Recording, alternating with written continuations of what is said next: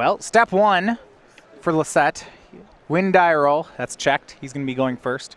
You see number 4 in the 2016 standings. Lossett so narrowly missing out on the Players' Championship in Season 1, in a great position to get it at the end of the year. Yeah. That invitational weekend for Joe was a really rough weekend. Rattled off something like 8 or 9 consecutive losses in tournament magic.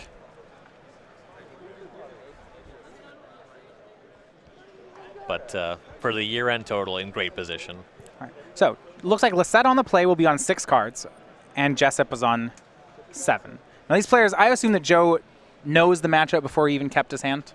Presumably. You see a basic forest. It's the one of his. Yeah, this is one of basic. Finds an Urza piece. It's the mine. Stirrings is good. Setting up Tron is good. Leading on forest, not great. All right, well, we'll see what Joe has. He has the mine, another Ancient Stirrings, a Chromatic Sphere, an Oblivion Stone, and a Karn. So, not unreasonable he could find turn 4 Tron, rather, with this.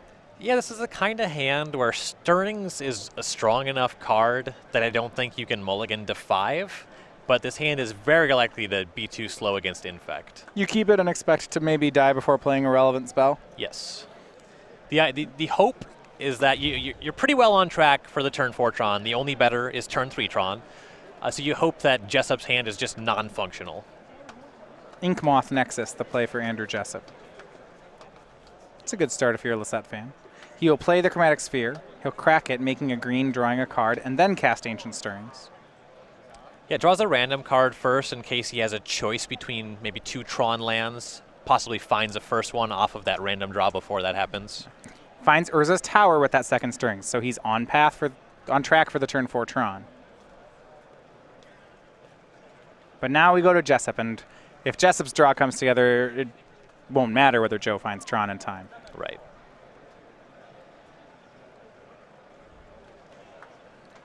Misty Rainforest finds a forest, activates Inkmoth Nexus, and puts 1 poison onto Joe. This is workable, I think, if you're a Lossett fan here. Yeah, this isn't worst possible. Depends exactly how the rest of the Jessup hand shapes up from here, but there's just the 1 Infect threat at this point in time. Joe's building up to casting a Karn. He'll cast Ancient Stirrings number 3. Can he find the power plant? He has the tower in hand, a mine in play. Don't think he's found it just yet. Or either that or he could find a Ghost Quarter. Yeah. And that would slow Jessup down. That would be a very good pickup. Does Joe play any in the main today? Looks like we are not on any Ghost Quarters. Looks like he's actually cut all of them from the 75 for this weekend. So, none at all. So I'll stand corrected. He's not going to find Ghost Quarter. He'll find Grove of the Burn Willows. I can't imagine that that's going to help him in this matchup. And this is interesting. He found Grove of the Burn Willows, but then played that instead of the tower. Okay. He does have 4 Lightning Bolts in his main deck. And a Sudden Shock, which is interesting. Oh, okay. Those are both actually new things. And Andrew's going to take a look. Gataxian Probe draws a card. So here's another fun one. Joe has a Fog in his main deck. Definitely would not put Joe on main decking a copy of Fog, but this is exactly the kind of matchup where that comes into play. His main deck is really skewed today, isn't it? It's for this matchup. Yeah. Like a main deck Fog, main deck Sudden Shock? These aren't real things. No, specifically he's slightly pre-bordered for this matchup. Oh, slightly, Jesus. Sudden Shock. I mean, what happens when someone plays Wild Macau? That doesn't even kill it. He has 4 Lightning Bolts. Okay. You can catch their Burning Tree Emissary. For Andrew Jessup, he'll play an Infector out here off the 3rd land. It's Viridian Corruptor. This is a slow start for the Infect player, and this is not the way I expected the game to shape up. I am rather curious about Jessup not just finding breeding pools. Life total is not especially important in this matchup. So Lossett is going to cast one of those main phase Lightning Bolts.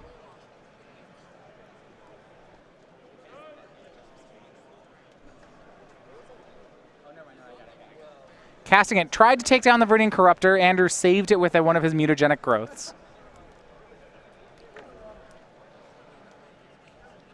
It's not going to make it that easy for Joe. No. And now it's Oblivion Stone for Lossett. He's representing the Lightning Bolt, but I don't think Jessup will respect that bluff. If Joe had the Lightning Bolt, he would have done it main phase. Yeah, Jessup also, I believe, has at least one copy of Apostle's Blessing in hand, and assuredly some array of pump spells. Breeding Pool, Might of Old Krosa, Swing 6, Vines of Astwood, kicked. That's 10. Game for Jessup. Joe can main deck all the hate he wants. He still drops game 1. Yeah, well, you have to draw it. So that's step 1. The Lightning Bolt was fine, not enough. Even if you can deal with the Corruptor, the Ink Moth Nexus was still hanging out. It's just a really tough matchup for Lossett. So we'll go to the sideboard on Joe's side. Okay, if he has Fog and Sudden Shock and Lightning Bolts in the main deck, now the question is what does he get to add? We see 3 Thragtusk, 3 Warping Whale, 3 Nature's Claim, 2 Grafdigger's Cage, a Crumble to Dust, an Engineered Explosives, another Sudden Shock, and a basic Forest. I like second Sudden Shock quite a bit. Explosives seems pretty slow. If Joe's main deck plan is that slow, Explosives, it'll tag Glistener Elf specifically. On the play, I suppose we can make that concession. Crumble to Dust can also hypothetically deal with Inkmoth Nexus. It's a little slow, depends on exactly how much Joe can board out. So he has these Ugin the Spirit Dragons he wants to bring out, so those could certainly be coming in. And Warping Whale can hit any of the creatures outside of the Viridian Corruptor out of Jessup's deck and force a pump spell in response to save them. So I like the Warping Whale as a good amount. Yeah, over on Andrew Jessup's side, it's a great matchup, and he can even look to improve it. He has 3 copies of Nature's Claim, 3 Kitchen Finks, 2 Spell Pierce, 2 Dismember, 1 Dispel, 1 Twisted Image, 1 Grafdigger's Cage, 1 Spellskite, and a single Dryad Arbor. Spell Pierce is pretty great against Tron. You can interact with so many different things that they're doing. There's games where you can counter an Expedition map and have that be great. You can counter the interactive spells, things like Oblivion Stone, things like Karn. Spell Pierce seems great. I'm definitely behind that. Would he try to put... So there's a lot of artifacts in the Tron deck. Do we like Nature's Claim? I actually probably like Joe's Nature's Claims more than I like Jessup's, because you can maybe get Inkmoth Nexus with them. Okay. And on Jessup's side, we're not in the business of killing Joe's things. We're in the business of killing Joe. Right. You would rather just be casting pump spells. With the creature land and Inkmoth Nexus and the fact that you really only need to commit 1 creature at a time, you can just let an Oblivion Stone kind of happen. Got one more for you then. For Andrew Jessup, Dispel. Normally not good here, but Joe's showing Lightning Bolt. True. I don't know. It really depends what Jessup has to board out. I guess like Apostle's Blessing doesn't play against Warping Whale out of the sideboard, so there's something like that. He has 2 copies of Twisted Image that he's for sure boarding out, but that's just a straight swap for the Spell Pierces. He has a Dismember as well, so he needs some kind of third card. So Dispel could definitely be that third card. Well, for Andrew Jessup, the younger of the 2 Jessup brothers on Team Metagame Gurus, he's looking for a second top 8 in a row with Blue-Green Infect. Both of them from Ronkonkoma, New York. He has 4 Open Series top 8s. Doesn't have that win just yet. Danny's the older brother, but both of them say Andrew's the best player in the house. Well, that's his Twitter handle. He's the better Jessup. Self-proclaimed. Okay, so there's not a consensus vote on this. Yeah, it's at best, it's at least a tie. Okay. the vote was actually a competitive baseball player until injury switched him over into Magic. Bit of backstory for him. But really looking to make an impact this season. Certainly with that runner-up finish in Indy, that was one of his top finishes to date. Yeah. So for Lossett and Jessup, they'll get underway in Game 2 in just a second. We talked a little bit earlier about the Season 2 schedule coming up here as we reach the midpoint in Season 2. So we make it toward that Season 2 Invitational, rather. It's coming up in 2 months in New Jersey. But one of the things that we're doing in Season 2 is we have different playmats given away for attendance for each of our events. So it depends whether or not it is a standard, modern, or legacy event that you're playing. You get a different playmat for each of them. So this is the Opens and the Classics that we have. 4 showing up for them. Those are given away. So for a standard event, the one we're giving away is Shadows over Innistrad's very own Angel. It's Sigarda Heron's Grace, which now looks to be the only surviving of the 3 angels from Innistrad, as we've learned. Spoilers. All right, the modern one, that's one you're beginning this weekend. We're playing in the main event is Ghost Quarter. We said big mainstay in modern, though actually none of it in Joe's deck this weekend. He's played it before, though. Legacy, you get everyone's 2-1. This is another Innistrad one, Thalia, Guardian of Thraben. She's actually back, we found out, in Eldritch Moon. So Yeah, there's a new Thalia on the way. Joe will start out. He's on the play again. It's Urza's Mine into Chromatic Star. All right, had the Tron piece on turn 1. Like that a lot. Correction, that's a power plant, obviously. Yeah, I don't know how you call This that one's wrong. a mine, not a tower. If I were to look at those, show you 2 pictures and say, hey, which 2 Tron pieces are those? It's easy, right? Yeah, it's like the easiest thing in the world. All right. Noble Hierarch from Andrew Jessup. Like, I definitely understand Joe's board better than I understand Andrew's. Like, who has any idea what that land is? It looks like some kind of mountain. Warping Whale will take care of the Noble Hierarch. So that one's out of the sideboard, but to great effect here. So it'll exile the creature. Joe's also got that main deck Fog in his hand. Oh, main deck Fog. I love decks that get to main deck a card like that. That means you're just playing Magic the way it's supposed to be played. You're more of like a 10, 12 Fog kind of person. Probably. Yeah, like that sounds better. I mean, I like, like the post decks in Legacy that just like play a couple moments pieces because they're like, ooh, I like my combo, but it's a little slow, so sometimes I got to catch up. Yeah, I can respect that. That's some popper technology as well. So Andrew replaces the Fallen Noble Hierarch and makes Inkmoth Nexus for the turn. We go back over to Lossett. He plays a tower. So actually, this is the full set of Tron. He has it on turn 3. 2 mana floating. There we go. He'll cast Sylvan Scrying. And it was Chromatic Star into Scrying. Still should have 1 colorless left. It won't be able to Karn away that Inkmoth Nexus this turn. That would be the dream scenario for Joe. So his mana base, it's very straightforward. It's Tron pieces, 4 Groves, a Forest, and 2 Sanctums. Now, if Joe had another Chromatic Star or Sphere, used his floating mana for that, made a red mana, and crumble to dust, that would be very good. He's going to crumble. Oh, the 1 of Crumble is going to crumble. I don't think that's in the deck. I have no idea. I'd be surprised. I don't. It would be better than Fog in this situation. Plays Chromatic Sphere. So he got a tower there. Instead of getting Sanctum, that means next turn he can present. Ulamog. Yeah, he's going up to 10. Big fan of Ulamog. The trick is not dying on this turn. He could cast. He has 3 card types in his graveyard. Off 10 mana, he could also cast New Emrakul. Yeah, that's probably like really good against Infect.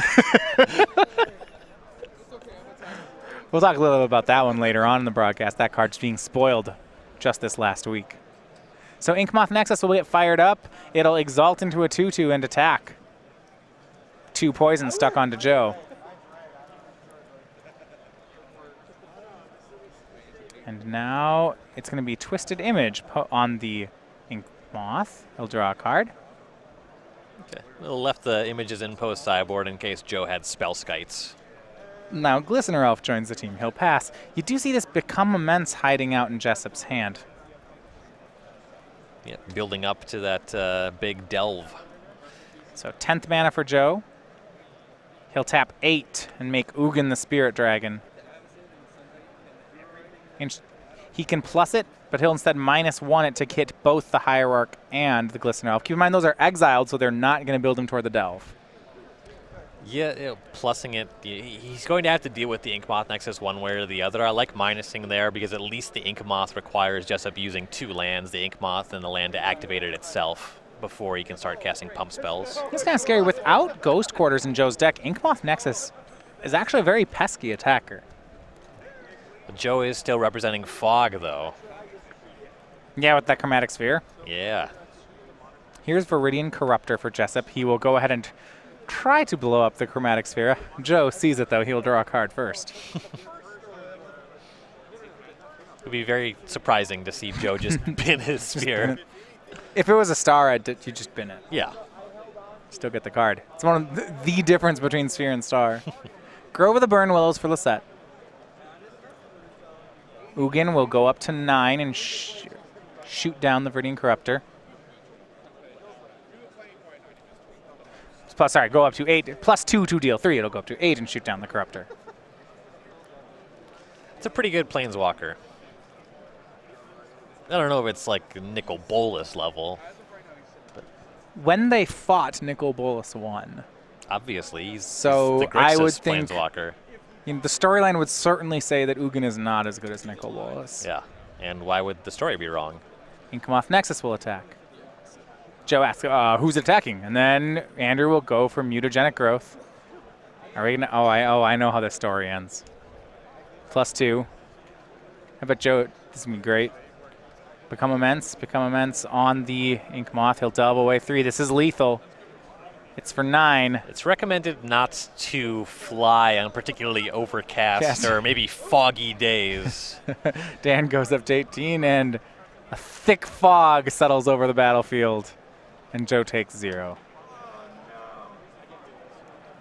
But not out of the woods yet is Lossett. There's 2 Inkmoth Nexuses on Jessup's side. Yeah, he still needs to find an actual permanent answer. Danny Jessup can't believe it. He's just walking by. We got that alpha picture of fog on the screen. Joe's is revised, I believe. Well, yeah, his is not black bordered. It's a little loose, Joe, but... You know, I actually own an alpha fog, a couple of them. You should get in touch with Joe. It's in really bad condition, as are most alpha cards, but... Sylvan Scrying from Lossett. What are the tournament rules on actually playing alpha cards? Because they have different corners. Their corners are rounded differently. I'm not entirely sure. That's why a lot of times you see people caring more about beta cards than alpha ones. For a long time, beta cards were valued higher than alpha cards. Because they're playable? That has changed in recent times. Well, no one really plays beta cards either. Sylvan Scrying gets another Grove of the Burn Willows. Well, it's more that people realize that the alpha print run was actually that much smaller. Yeah, they're just collector's items now? More or less. That makes sense. We'll see. Joe finds a copy of World Breaker. That's one of the ones he was looking for, too. It can block those Inkmoth Nexus. Yeah, it can exile one of them as well. Ugin pluses up again, shooting Andrew this time. Joe will pass.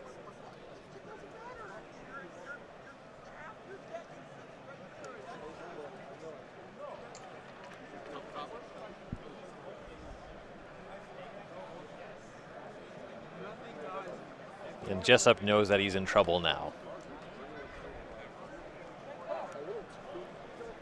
Puzzling his way out of this one. World Breaker's coming next turn. It's going to exile 1 Nexus, block the other. Andrew looks like he has another Become Immense. That's 7 poison. Yeah. That sure is close to 8 poison.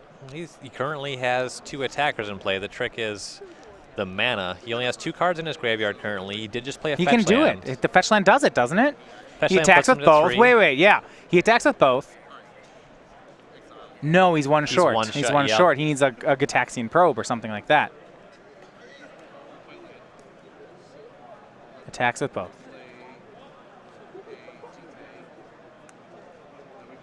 One at Ugin, 1 at Joe. Passes. You go back over to Lossett. I like this. So what I think Andrew's assuming is that a Become Immense plus a 1/1 is 7. So there's no real reason to do anything else with that extra point of poison. Let's send it to Ugin. Yeah, it's not going to matter against Joe. The World Breaker exiles away one of the 2 Inkmoths. Joe plays another Urza land. Ugin goes to 11. Andrew goes to 13.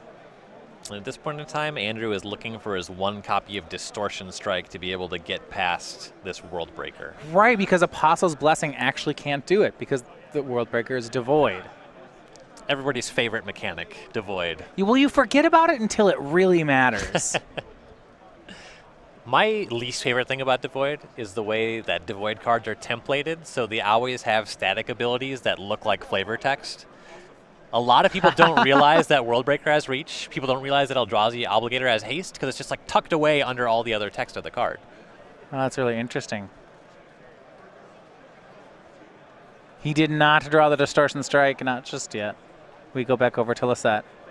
Very likely that we're going to be going to Game 3 pretty soon here.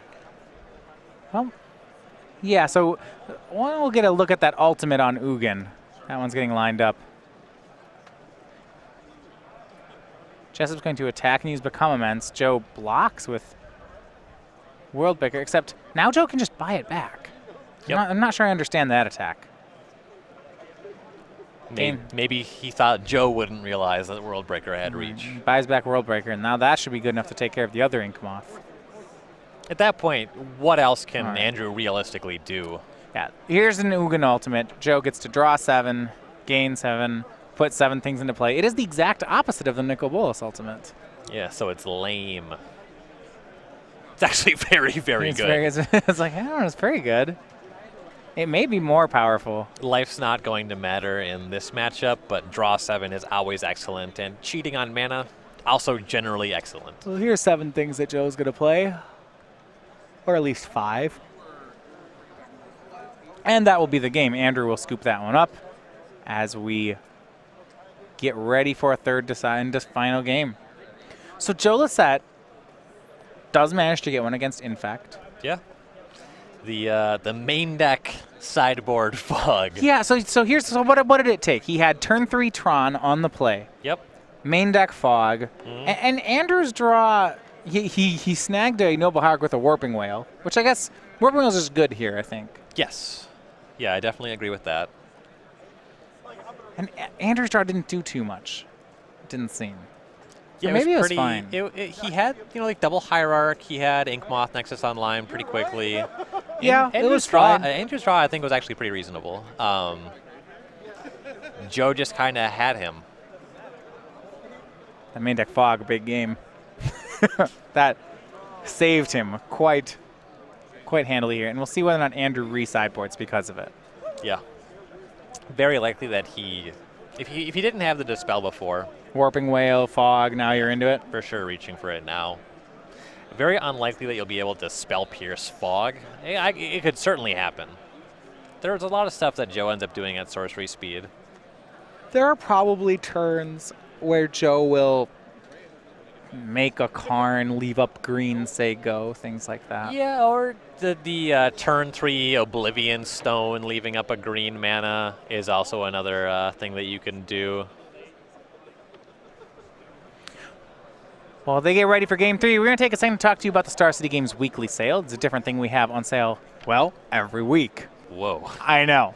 Anyway, these go on. The current sale we have goes on until Monday at 10:59 a.m. That's 10:59 Eastern time. So if you are on the West Coast, then you want to do it before 8 a.m. That's our thing. But we are doing complete right now, sealed products and complete sets. So if you are looking for more Shadows over Innistrad, for example, maybe you want to crack some of those cards. We have those. And also, if maybe you don't like cracking your booster packs to get a certain card you want because you just want to have the whole set and have it be done with, we also have complete sets of those available on the website. That sale ends Monday, though, so you're going to want to head over there this weekend. Yeah, I believe Shadows packs are like $250 a pack on this sale right now. If you want to pick up a couple draft sets on the relative cheap, yeah, that's a solid price.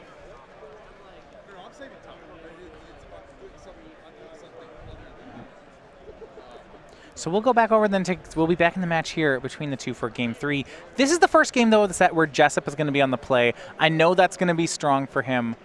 Yes. But we've seen Jessup keeping hands which are lighter on pressure, opting to kind of try to win that late game. Game 1, for example, Jessup won it, but it wasn't the incremental damage sometimes you get from Infect. In a lot of matchups, they go 2, 2, 2, and then they put you at, say, 4 poison, and then they swing and use 1 groundswell, and they say, that's lethal. Each time, Andrew has just gone for, a 10 ball in 1 turn. Yeah. The printing of Become Immense made you way more able to just have those huge turns. It's also not the kind of pump spell that you can really use reactively. You're not going to use a Become Immense to stop your creature from getting lightning bolted. It's been neat watching Become Immense really come to its own in these decks. Originally as a 1 of and a 2 of. You see this in Legacy as well. Now a full playset in Jessup's deck. Wow. Yeah, I know that 3 is a pretty common number. And look at this hand out of Lossett. So we see from Jessup, he will start with the Gitaxian Probe. We have 2 Tron Priests, so Power Plant and Tower. We have Star Sphere, so mana won't be an issue, and then Lightning Bolt and Fog. This is excellent for Joe. Yeah. It doesn't have a payoff, and it's missing the third Tron land, but the Lightning Bolt and the Fog are both excellent spells. The complement of stars and spheres enables him to produce colored mana. Well, Lot to like about that hand. Yeah, because one of the things I'm most worried about if I'm Joe Lossett is that Andrew's going to kill me immediately, right?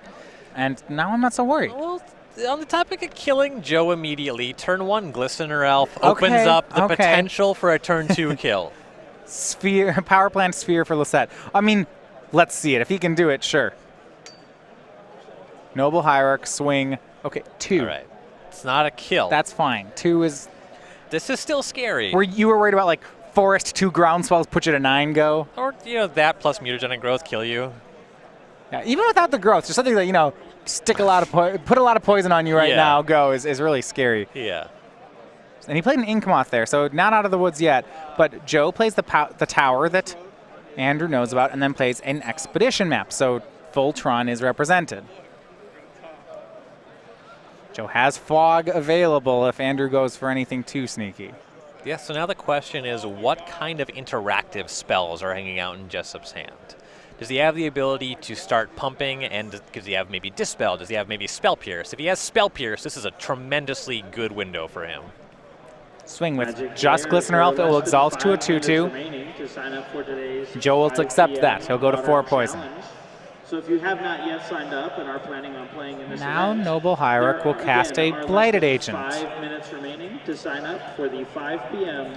Modern Okay, so Challenge. on the current turn here, activating Inkmoth and attacking with both creatures would be the same as attacking with one creature due to the Exalted Noble Hierarch. With the Blighted Agent in play, you start having the ability to attack with 3 creatures and represent 3 total infect, which is a 2-turn clock. You can force Joe to use the Fog without actually casting a spell. So the interesting thing, if Joe goes for the end-step Lightning Bolt here, and this is where we're at, then he can't crack map, play land, play star, hold up Fog, because his lands would all be tapped. And presumably that's why he just didn't crack it. But I like this strategy of playing more creatures as opposed to playing pump spells from Jessup. It's going to get around cards like Lightning Bolt and Fog. Mm-hmm. And who needs Expedition Map if you just... that's another power plant in Joe's hand. I was going to say if you just draw Tron. Yeah. It's my favorite strategy with the deck. Modern Open players Richard Spicer. You could have fooled me. Please come and see me at Well, it's a rock in water, right? That means it's a power plant. Yeah. Erosion generates a lot of power, as we all know. That's the entire theory it's behind. Brimstone. There we go. It's okay.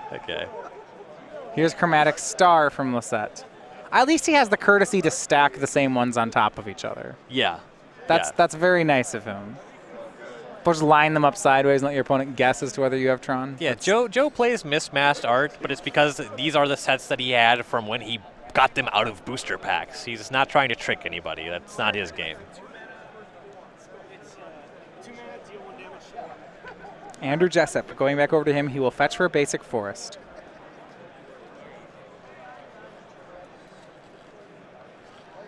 He does have to be careful, though, if you're on Jessup's side, about something like end step crack Expedition Map, play and crack Oblivion Stone. Yeah. With this many creatures on board, you still have the Inkmoth Nexus, but you know that Joe has Lightning Bolt, and if we didn't have a good window to play a pump spell with some kind of interactive, say Dispel or Spell Pierce before, you would need to have top-decked it between then and now, and I don't think that he has that. All right, 4th land from Jessup. He will use Hierarch to activate Inkmoth. He'll swing with all 3 Infectors. This is going to put 3 more poison onto Joe. In Andrew's hand, there is a Become Immense, and I believe 2 more lands. One of those cards is great. Joe goes to 7. Well, with Joe at 7 poison, Become Immense stops being relevant, right? Now we're starting looking at the 6-mana counterspell for Lightning Bolt. Joe will go ahead and end step, go get that last Urza piece. It's a mine. So when he plays it, he will have access to 9 mana. With an O-Stone in hand, this is a real great sequence from Joe, if he has it. 9's a perfect number. He can Fog and O-Stone. Yeah, and with 2 sphere, a sphere and a star, Wouldn't surprise me if he didn't have it to try to dig for it main phase. Well, he has a pair of lightning bolts in hand. All colorless mana, though, as he completes the Tron. 9 mana available, though. We'll see what Lossett wants to do. And while we know that Jessup's hand has a good amount of air in it, Joe can't play the game like that's true. Joe's hand are 2 lightning bolts, a fog, another chromatic star. So he'll play the star, 1 colorless mana floating.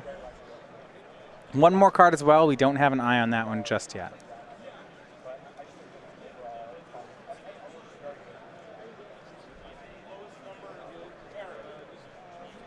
It's possible that in a flurry of lightning bolts, Joe can just answer these Infectors. But he will let the colorless mana clear from his pool, and it'll go back to Andrew's turn. So now with the 2 stars in the sphere in play, he can go for 2 lightning bolts in combat, and then if pump spells happen, cast fog on the same turn. That makes sense. He would want to go, I would think, for the Ink Moth first. Yes, because something like O-Stone or Ugin would be able to clean up everything else. Okay. But Andrew will get a draw. He has not much in hand. He has lands and Become Immense. As we mentioned before, it's not about pump spells anymore. It's about, can Andrew connect with just 1 more creature? The Become Immense is a counter to a lightning bolt.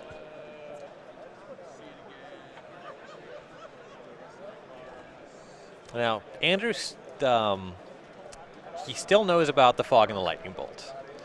So, 1 of the bolts, not both. Right, doesn't know about both. I'd be curious to see if maybe if he hangs back the Ink Moth Nexus on this turn to not expose it. So here are the 3 Infectors. He will attack with the team. That's going to force action from Joe. He obviously can't take 3 more poison. That would put him to 10. So he's going to use 2 mana off this power plant. First, he'll sacrifice a sphere, making red. Draw a card. Red colorless in the mana pool right now.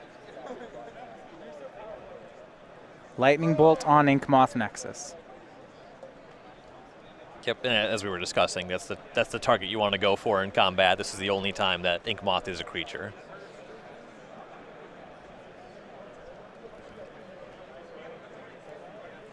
Andrew will respond. He will use Vines of Vastwood to give the creature, well, more or less hexproof.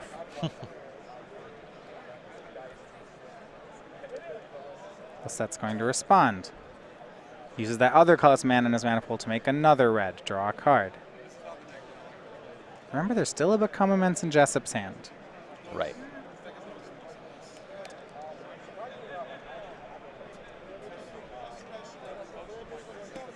Joe can survive this turn, but for me the question is, he'll need something to clean up the board. He'll need that sweeper.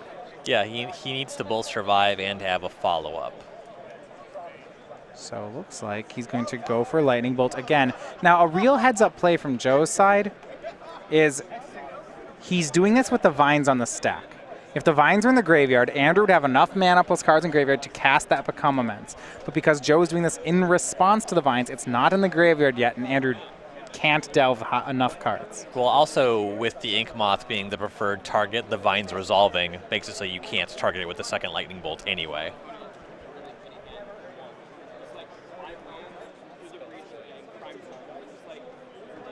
Oh yeah, he couldn't use the second bolt. Right. Yeah.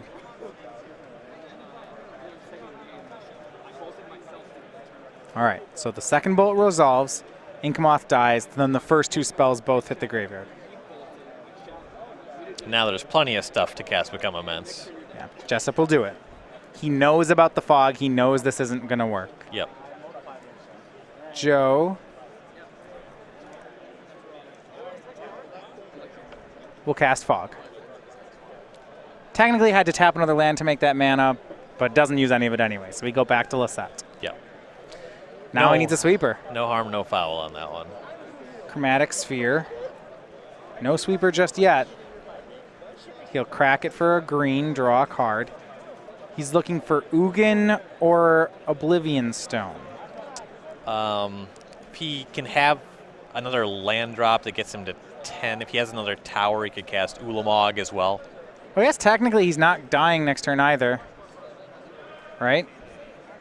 Yeah. On board. He doesn't know the card in Andrew's hand, so theoretically he comes out at 9 poison. Yeah. He's going to cast Ancient Stirrings. That's the mana off the sphere. Mana pool will be empty now. Looking for that sweeper. He successfully got the Ink Moth last turn, and that was a big one, as it would have been the threat from Andrew that would have survived a card like Oblivion Stone. Yeah, that was a big win for Joe, and Ancient Stirrings sees a lot of cards. Joe finds Warping Whale. Remember that because that card is devoid, he can select it with Ancient Stirrings. He'll play Urza's Tower.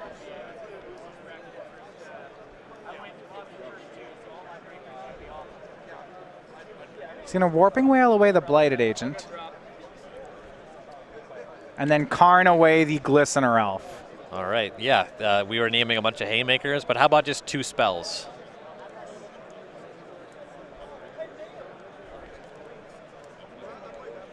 Yeah, enough mana to do that. So now Jessup is left with no Infectors. Joe's at 7 poison. Can he sneak the last one across? Karn Liberated is one of very few ways in Magic to remove poison counters from a player. Oh yeah, restarting the game. Yeah. Joe starts plussing it, which presumably will be the action next turn. Might of Old Krosa cast on Noble Hierarch. It will attack Karn, and Karn leaves the battlefield. Okay, I like that from Jessup. He's not going to beat the Karn in play. He's unlikely to win this game one way or the other, but maybe Joe's just out of gas. Yeah, well, Joe drew an Ancient Stirrings, but what you have to remember here is that Joe actually has no permanent colored mana sources, so players are just trading draws back and forth until finally Lossett does hit a Grove of the Burn Willows, and now he's back in business. Yep. Give Andrew a life point. Cast Sylvan Scrying. Maybe Joe doesn't have that much business yet. He has to actually top deck the threat. He's just going to find another Grove of the Burn Willows. Well, that's not too much. Can Andrew draw an Infector? He's just hitting Joe for now. Noble Hierarch, not the typical way you win the game with Infect, though it does happen from time to time.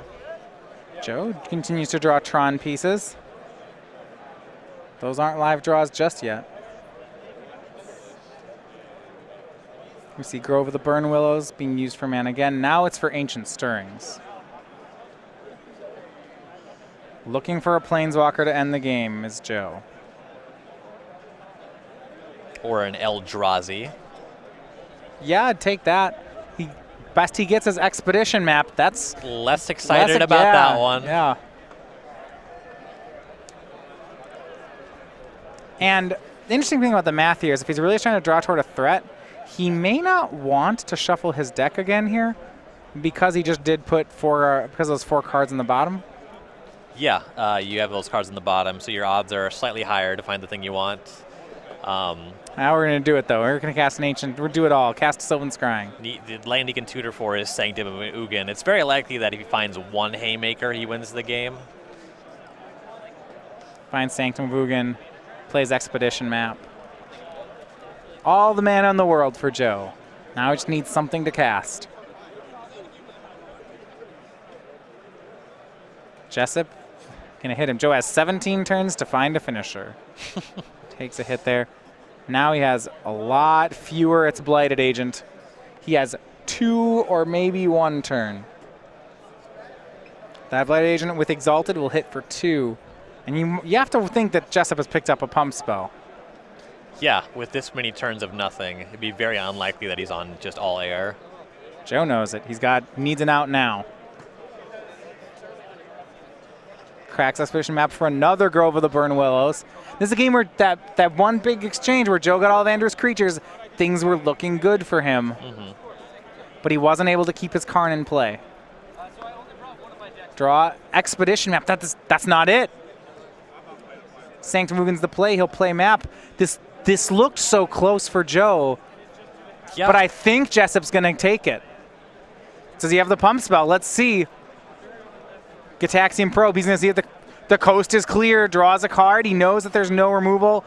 Pendelhaven. Attack before Exalted, pumps it to 2-3, goes to 3-4, and the match goes back to Andrew Jessup. Yeah. In fact, he takes down Losette's Tron in 3 games. It's a good matchup, but he was on the ropes. Yeah, lethal Pendelhaven, that seals it all up there. And, you know, maybe this is a little karmic justice for Joe comparing Sanctum of Ugin favorably to Eye of Ugin. Oh, you mean he searches it out with all the... If it was Eye of Ugin there, Joe wins that game. Oh, very easily. Yeah.